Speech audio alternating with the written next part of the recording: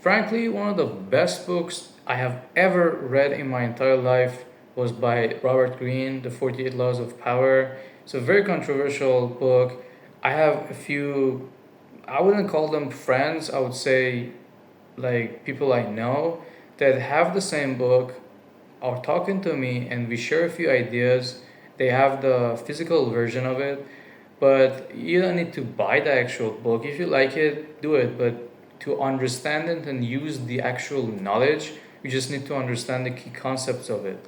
And in this video, I'm gonna explain it to you. And this is already part two of it. So if you haven't watched the part one, feel free to watch that one because this is gonna be complementary to that one.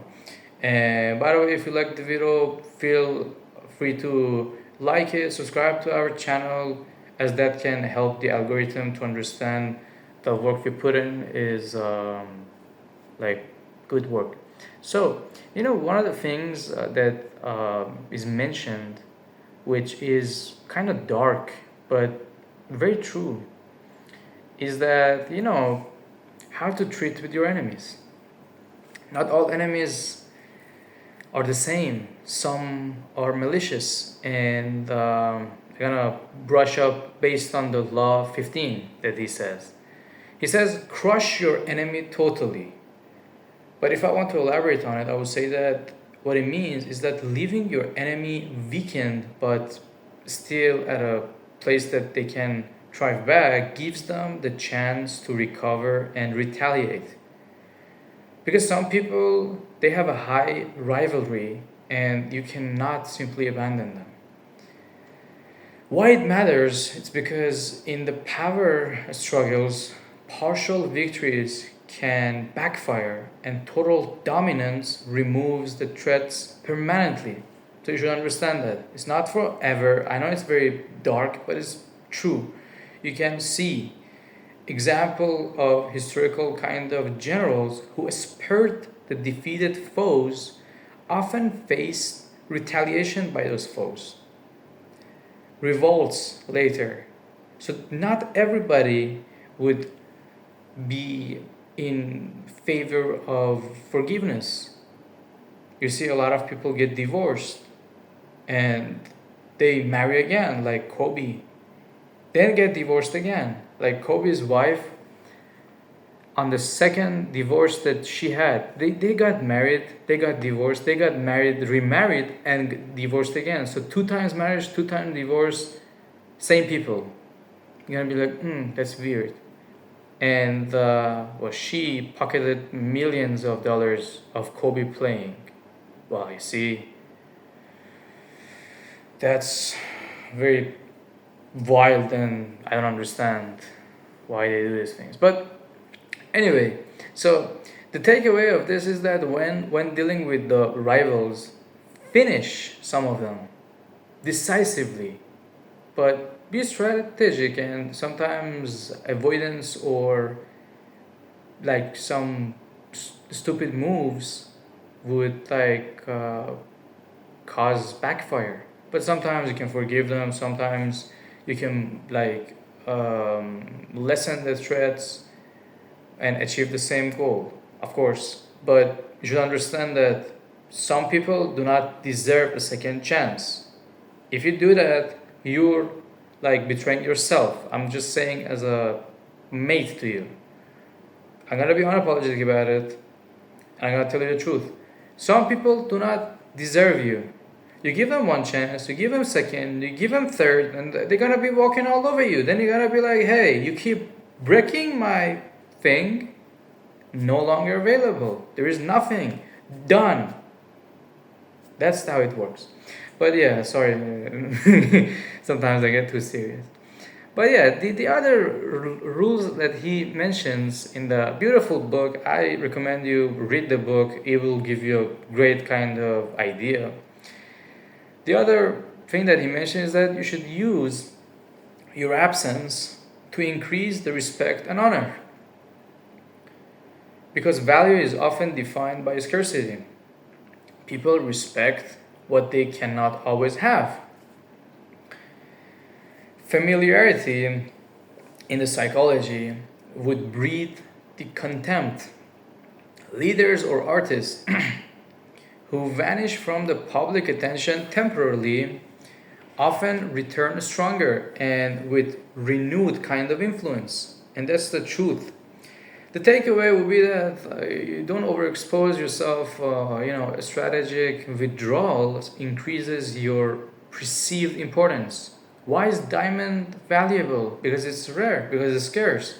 If you had diamond everywhere, you would be like, this is not valuable. I have a ton of it in my room. So that's because it's rare. Your presence should define the rarity. If you're over available, if someone texts you, same minute you answer them, you're over available. They're gonna be like, okay, they have you, so they're gonna lose the interest. You shouldn't be over available. You should try to build a distance. You should try to not fake it, but in a real way, understand your value, and you should be busy sometimes doing other things. Because a yes to them is a no to you. A yes to the action today is a no to the possible things you could have done to build a better future. But anyway, I also add my key takeaways to you guys. Keep the others in suspended terror. This is a strategic move. Cultivate an air of unpredictability. What it means is that if people cannot predict your behavior, they hesitate to challenge you. And the psychology, human fear, uncertainty is a use. It is a subtle kind of thing to create leverage. It's just like that. I know it's not fair, it never was. Other than that, we can say that in the military, kind of leaders often won because their opponents couldn't anticipate their next move, exact timing. So surprise is power, but don't be reckless. Control the unpredictability and use the element of surprise precisely. It's a beautiful artistic way of doing this. And sometimes I say very wise words that are interesting. Some of my friends say, hey, you should write that with gold and put it on the wall. And I was like, one of the reasons I made this YouTube channel was that a friend of mine told me, you give good kind of ideas sometimes, Momo. You should maybe try putting it online and talk to your camera and see how it goes. And I said, okay, we can try that for sure. Yeah, why not? And there we are, just giving the ideas. So the other one that I would suggest is that, as another law mentioned in the book of 48 Laws of Power, is that you should know who you're dealing with. You should not offend the wrong person, because sometimes you cannot trespass someone, you cannot offend them, because people are not equal in temperament, influence, and tolerance. Understanding a quietly ambitious subordinate or powerful ally can backfire spectacularly and tremendously, leading to catastrophic backfire and disadvantage.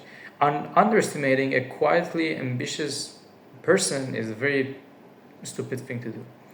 So you should always try to evaluate the potential threats and the allies carefully before making the next move. You should be taking the baby step. You shouldn't commit to anyone unless there is a reason for that, because independence is the power. Loyalty can limit your options or your freedom. It can trap you. It's an entrapment. Marriage is an entrapment. You're doing a commitment. You're limited. You don't have any choice for yourself to do as you want. If it's with the right one, it's a great thing. But most of the time, it's with the wrong one. The chances of getting divorced is really high up to the roof these days. Just go and see for yourself. If you want to gamble on it, be my guest. Do whatever you want. But if you would find your partner changing their mind and they're not the person who they used to be based on what you saw, well, you have failed in a trap that many people had previously before you. Because the modern dating is just flawed. You see someone, but you don't know who they really are, and then they change, and then, because let's be honest, in the surface, everyone is gonna be nice and agreeable, but deep down, behind every single face that you see, there is another face that you do not see. It's like people are wearing masks, sugarcoating you. But when it gets tough, when it gets uncomfortable, the argument heats up, something comes out of them, and you maybe would be surprised. That's why a lot of marriages fail. That's why a lot of friendships fail. That's why a lot of people drift apart. Welcome back to the real world. So yeah, sometimes you got to think clearly and think twice before making a decision. Because if you decide now, you might like change your idea. So hesitate, take your time, and keep a strategic flexibility, align temporarily, but avoid permanent dependence because it's going to give you a strong disadvantage. Sometimes you have to play a sucker to catch a sucker, mate. Because seeming dumber than you actually are is a mark. It's a beautiful thing. It's like it's a strategic to be more stupid than you are. It's stupid to be seen smarter than you are. Why is it like that? Because people are more likely to reveal information if they think they are smarter than you. A CEO who pretends ignorance in meetings often uncovers the hidden agendas of the rivals. You should appear modest or naive, but act with full awareness. Because the smartest people, they don't act like they're the smartest. They try to understand more. They try to. They're full of doubts. But stupid people, they're dead sure. I have seen many stupid people in my life that when you ask them a question, they'll be like, "No, this is how it works. I am sure." But then, then I'll be like, "Hey, okay, I'll prove it to you that you're wrong." I'll prove it to them, and they'll be like, "Oh." Like a idiot looking at me like, "Oh, I didn't know that." But I just say, "Okay." That's the thing. Stupid people are full of confidence, overconfident, fully sure of what they're doing. Smart people, they're quite ambiguous. They don't know if it's sure or not. They're full of doubts. It's possible because they say, "Okay, I know this, but maybe I know something else that adds something to it. So I should try to understand it truly and fully." That's the beautiful concept behind that. Mate, if you like the video, feel free to subscribe to our channel, share it with some of your mates, and comment down below what you think, which of the rules you think is the best one. And there are a few other things that I could tell you, like using the surrender tactic to transform the weakness into the power. For example, historical leaders who temporarily gave the partial territory or influence often return stronger and through patience and planning. So surrender wisely, it's not defeat, it's positioning, and yielding strategically can disarm the opponent and allow you to gain advantage later. You might be like, "Okay, we're not a king, we don't have a territory. What are you talking about, Momo?" Well, look, your life, the people around you, your family, all these things resemble your kingdom, resembles your territory. You see what I'm saying? You don't need to be a king. The example is based on history on a king, but you can be the king of your own castle. You can build something. Throughout your life, you will have the opportunity to build something. If you fail, well, it was on you.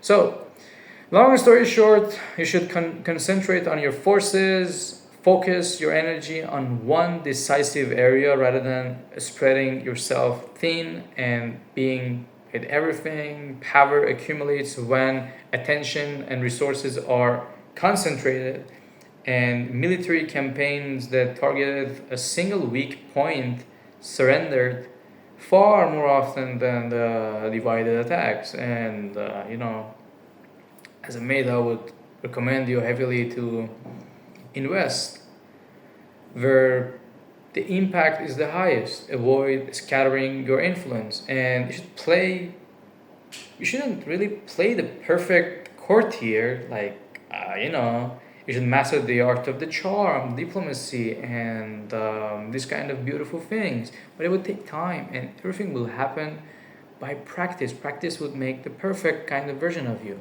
That's how it is. So you should recreate yourself. Your identity is fluid. You should craft an image that inspires respect and admiration. People respond to symbols and persona more than facts. You should never control your narrative in a way that would drag you down. You should try to push yourself higher. If you think of yourself highly, you're gonna see people respecting you differently. But if you don't respect yourself, everyone is going to mirror the same thing that you send them. So decisiveness beats hesitation. You should crush the enemies, concentrate on the forces, try to go the extra mile, try to go on all this kind of journey. I know it's difficult. I understand. But perception is the reality. You should play a soccer to catch a soccer. You should recreate yourself, perfect courtier. You should try to just elevate in life. This is the way it's always been. Isolation is a weakness. Presence, connection, unpredictability are the strength. And you can benefit from these things. A strategic restraint and timing are often more powerful than the brute force. And if you like the video, feel free to subscribe to our channel. Let me know down in the comments what you guys think, because I really like this kind of topic. And the main reason I made this YouTube video and this kind of channel overall was to give you guys a new perspective on similar kind of ideas, so you can benefit from an expanded version of power, because power is 100% psychology. Anyone who's powerful, CEO, leader, part of a company in a hierarchy, they're not the fittest person at all. There are people much better than them that can qualify for that, which never will get there. Why? Because they don't understand the psychology. They don't understand how people work. They don't understand how people expect something from you, how people think. But if you do these things that I tell you, you will lead in your life in a very short period of time. You should quadruple. You would go way higher in your life. And if you like the video, just like it, because it will help the algorithm to find our video helpful. And you're probably gonna like one of the videos that pop on the screen. And yeah, on to the next one. Have peaceful mind and health and all the greatest things. Wish you for the best. And see you guys in the next one. Take care.